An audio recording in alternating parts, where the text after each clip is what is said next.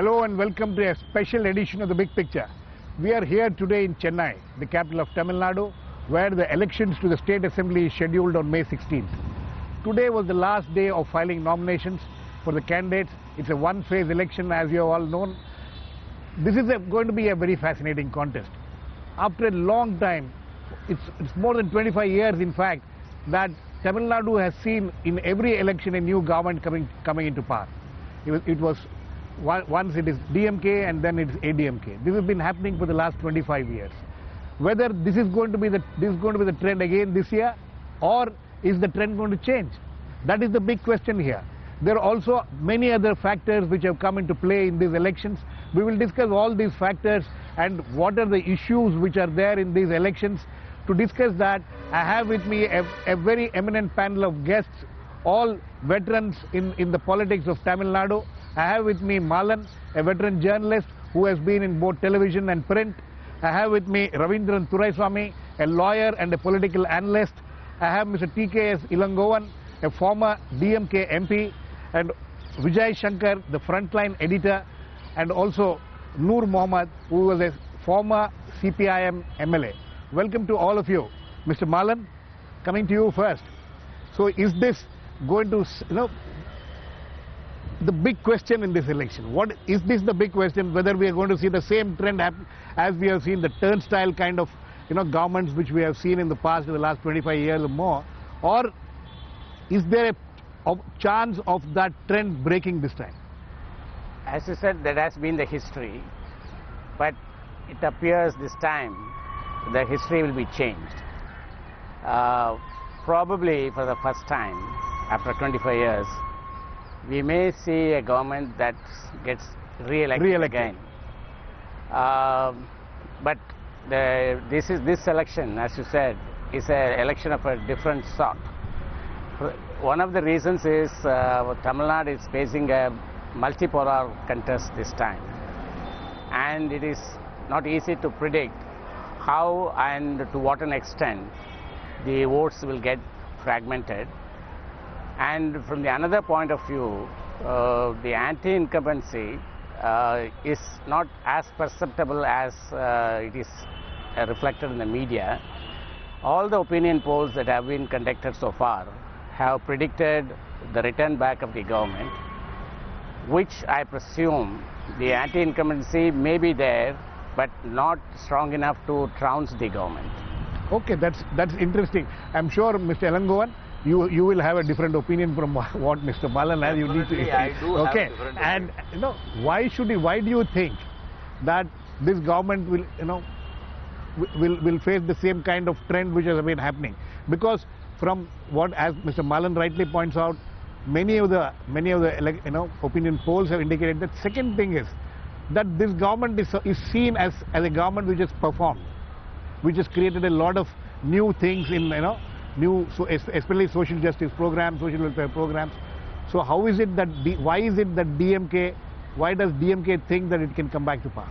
There is no performance. You said that this government has introduced new schemes.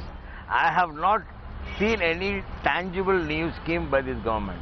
No infrastructure development, no new industries, no employment generation, and failure in the financial sector, where this government had amassed liability of more than 4 lakh crores without any performance.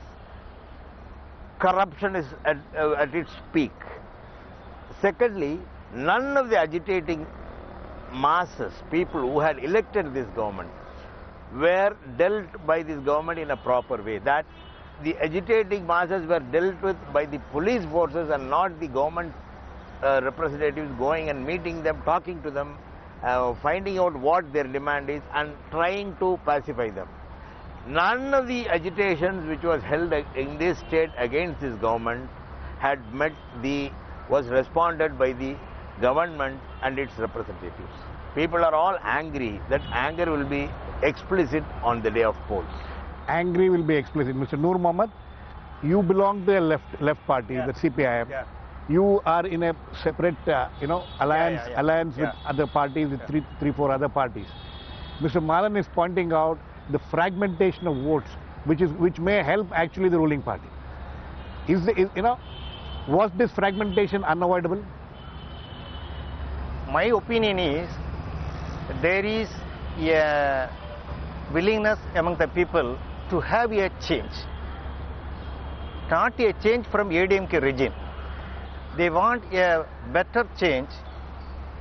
They don't need a ADMK government or DMK government. For the 50 years in Tamil Nadu, people have experienced the two governments led by DMK and ADMK, and the development of the Tamil Nadu is not what people expect. Second thing is, the corruption is a big issue now. Both the governments were charged with corruption, and both are facing so many criminal cases for corruption. Third thing, the unemployment problem is prevalent in Tamil Nadu. More than 1 crore of young youth people, they are jobless now. Engineers, doctors, postgraduates, everywhere you can see there is no employment. More than 10 lakh vacancies in... You blame the government for it? Yeah, both the governments, not only ADMK. You see, the last 20 years, DMK and ADMK, they came one after another. But the performance is the same. Corruption is the same. The anti-people activities are the same. There is no difference. Only the head of the government, one by Ms. Jayalalitha, another by Mr. Karunanidhi. There is no other change. So now people want a change, not a change of leadership. And you are saying that you are the alternative. Yeah, we are viable alternative, real alternative with different policies. Okay. Raveenthran, the question is this. Why should the people of Tamil Nadu vote differently? That's the question this time. Okay. Okay. I mean, Maalan feels that this time the trend may be different. Would you agree with Mr. Maalan on that? I'm not agree with him. Yes. But I'm also not disagree with him. What is the thing is... that's a very tricky answer. Tricky answer, yes. Jayalalitha won all the 3 elections with negative votes. Now she has to prove her positive credential. She survives only on anti-DMK blank, anti-Karunanidhi blank. Now she has to poll her vote positively towards her. It is a big question to be answered. My question, one second. If you are saying that the challenge before Jayalalitha is to get positive votes this time. Yes, he has never got positive votes. Right, but you think she has done enough to get positive votes this time? No, it is a question to be answered. But also Karunanidhi also garnered negative votes. It is Karunanidhi Congress campaign is more viable to garner the negative votes of Jayalalitha. Another point is the positive side of Congress. What will be the contribution of Congress now? Because Congress is out of power. Whenever Congress is out of power, they can stretch together Dalits, Christian, Muslim votes. If this is done, it will be a great asset for Karunanidhi. See, this has always been the case when Congress and DMK have come together. They have been able to, win the elections and form the government. Except 2011. In 2011 also they polled 35% votes. Now only 5% votes are changed votes. Jayalalitha is with 40% votes as per 2011 data. If some change because of the emergence of Congress, and it is obvious DMK will be vibrant when they are out of power. But it is whether Congress, how much Congress will contribute, that is the question. If Congress contributes substantially, things will be different. And you don't think the third alternative... No. It is bipolar. Third alternative, there are 4 forces claiming as third alternative. These people, Welfare Front, PMK, BJP, and the new outfit claiming that we never aligned with the DMK or ADMK, this linguistic shamanism, Naam Tamlar Party. 4 outfits are there. And you don't think that... Vijay, you think this government in the last 5 years, there are complaints about it as far as Chennai is concerned, in and around Chennai is concerned. Floods is a major issue, I'm told, and the way it was handled has been a major issue. But is that issue something which is across the state, people are bothered about it? What are the issues which have come up in this? See, basic problem is the major complaint against ADMK government, especially Jayalalitha, is inaccessibility. She is not accessible, which the central minister says. But tell me, sorry to intervene, but this is nothing new. She has, every time she has been a chief minister, inaccessibility has always been a problem. No, this time it's worse. It is worsened. There is no doubt about it. It's not the complaint of only the central ministers. Even businessmen, different sections of people feel that it's very difficult to meet her. That is a common complaint. But saying this, when I say that, what I feel is there is no major one issue or one major anti-incumbency factor which is working against her completely. There is definitely an anti-incumbency factor. We don't know the extent of it. Only the elections will prove that. And on the positive side, when you say there is an anti-incumbency factor, what is that factor which you see, one dominant factor which is there in the minds of people? No, dominant factor, it varies from region to region. One major factor in flood-affected areas, because of the complete inactivity of the government, its inability to rise to the occasion and solve the problems, even to get onto the ground and solve the real issues, even to rescue people, that is the issue. And other areas, other places, it varies. No, it's like in the Tamil Nadu, in politics, the real problem is not just anger against one person. It's about various issues in various areas. But having said that, I have to say one thing which is seen as positive for ADMK is the many schemes targeted women. Women, especially the goat. They distribute goats, and Thalik Tangam scheme. That is mean they give gold for Mangalasutra. That's what all the governments have been doing in India. Post liberalization, the entire politics has changed. Now nobody is talking about any long-term transformative. No agenda is there. Because the government's role is limited. Government roles is increasingly limited. Market forces are taking over. So what the governments can do in these circumstances? Give these free buys. Free buys is the only thing. I will not blame them for that, because I will not blame the people for that. But these governments have a limited maneuverability within this policy framework. That is the problem. So these things, we are not able to measure it. That's why this anti-incumbency, if it is there, will it be offset by this freebies? And now another factor is, she is not yet released her manifesto. All the other parties have released the manifesto. The biggest suspense is, what is she going to give? What are the new free buys which can be given? Free buy, and will it have an effect? There is another point of view which says that people are not enamored of free buys anymore. Yeah, that is it. That's an interesting thing, Mr. Maalan. In fact, Vijay has taken my thought. In fact, free buys. We have seen last 20-25 years, the people of Tamil Nadu have been given everything. You go to a house, everything is available which has been given by one political party or the other. So are they any more interested in any free buys anymore? I think this time free buys may not be in terms of kinds, but it may be in the form of some incentives, some subsidies, some supporting because DMK has announced, I think smartphones. They have announced waiving of the education loans. Smartphones, have they announced? Have you announced? They have announced smartphones. Yes. With 4G connection. And 4G is not working in most of the places. And free buys have lost their value in the sense they are not good enough to bring the votes, because the value of diminishing returns you should think of. So what is likely to happen is she may come out with some schemes which will be luring the women particularly, and I think she will come out with some subsidies. But what you should think of is, the manifestos doesn't matter anymore to a common voter. You go and check with a common voter what was promised in the last time by every party and what has been done. Nobody has anything to cross-check with. So it has just become a formality. But my premise is based on two factors. One is two tangible factors. One is the 2014 parliament elections. In 2014 parliament elections, she literally swept the polls. She won 37 out of 39. And you must remember, at the time she was facing a very powerful adversaries on the other side. She was contesting alone. And the second factor is, people are talking about floods, but floods is a problem of 4 districts, which is about 30 constituencies.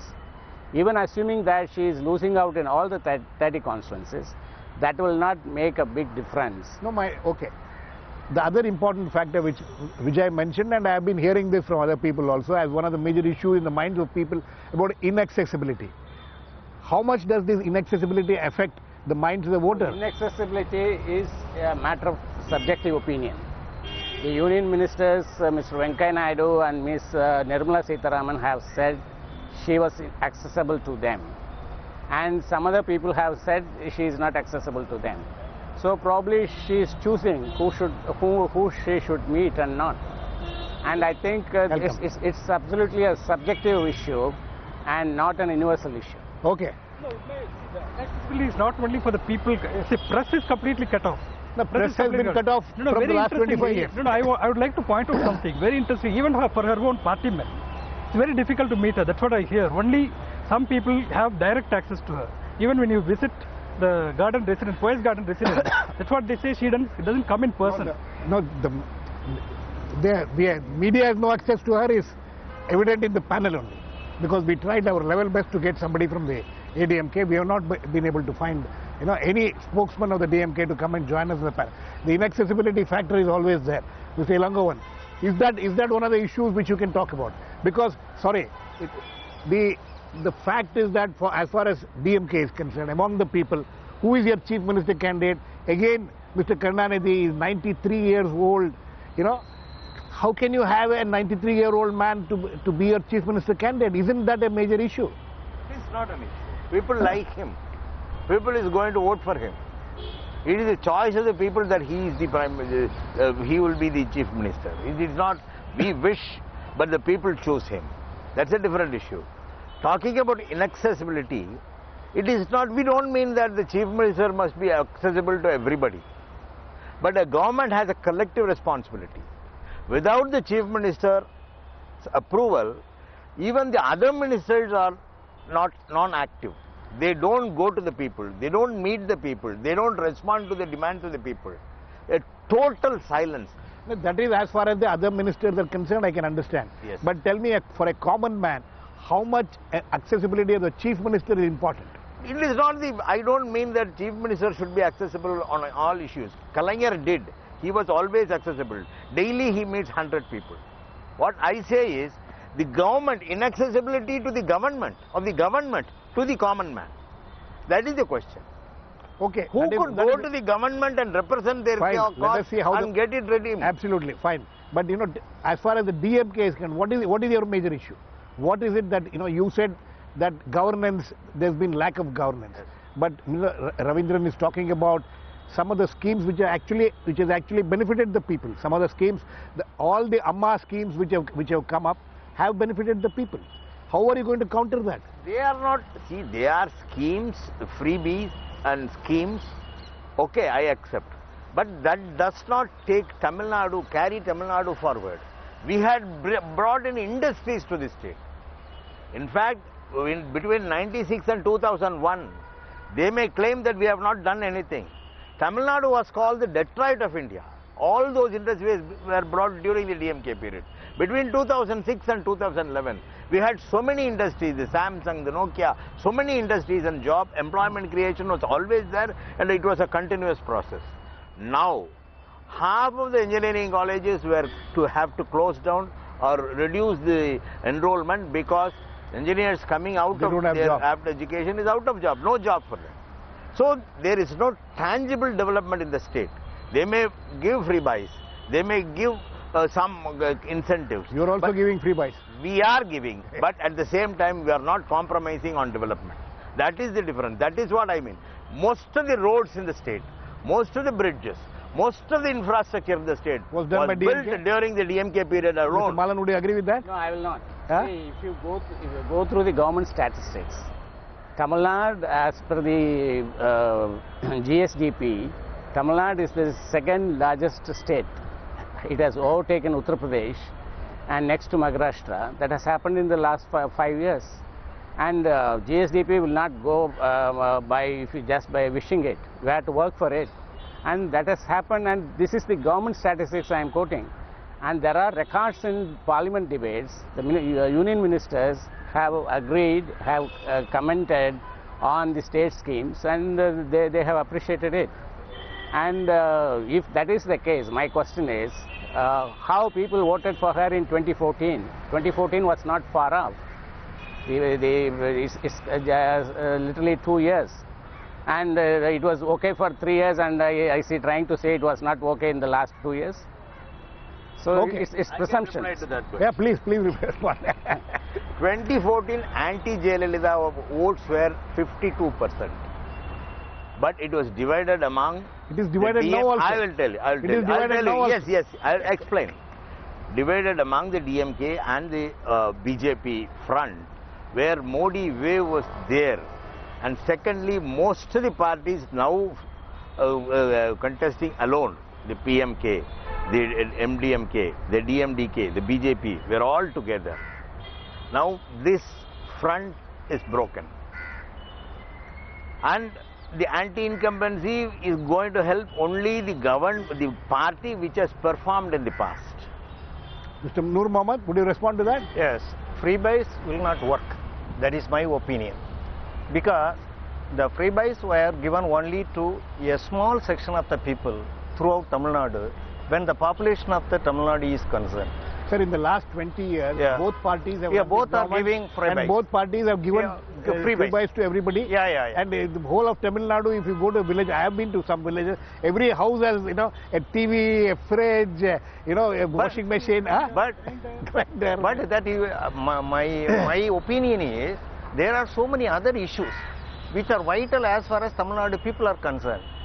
Job opportunity is one major issue. No, are you trying to say, this is important, people, you give freebies, they will accept it, but they will not vote. Yeah, that is my... They will not vote because just because you give a say, DMK government gave TV set to all people. They had given bicycles to all students. They had given so many freebies to the people, but they voted them out. Why? My opinion is it will be repeated in this election to ADMK also. Because That's interesting. So all these welfare schemes, Amma canteens and Amma idlis and Amma... Yeah, it will not work. It will not work. Will not work. Why, yeah. Raveenthran, would you believe? The utility of Freebies are over in 2011 itself. That's over. What about the schemes? What about the Amma cement? What about the Amma canteen? The beneficiaries are already committed voters of ADMK. It won't do too much. Are you trying to say that people who go to Amma canteen, most of them are ADMK voters? Already, by and large, they are pro-ADMK voters. These low poverty line voters are very much with Jayalalitha. Now the question is how the DMDK votes will act. Whether they will go on anti-ADMK line or also they will go to the third front or they will rested with Jayalalitha. There is possibilities that these voters, all the parties are having tirade against ruling party. At the end of the election, those who want to unseat Jayalalitha may support DMK Congress alliance. There is a possibility. If this possibility occurs, the earlier trend will go on. One second. Yeah. My opinion, as my friend told, there is no Congress now. There is no Congress. Congress is divided now. The majority of the Congress people are out from the Congress and they have formed another party. With the Vasan group. Yeah, Vasan group.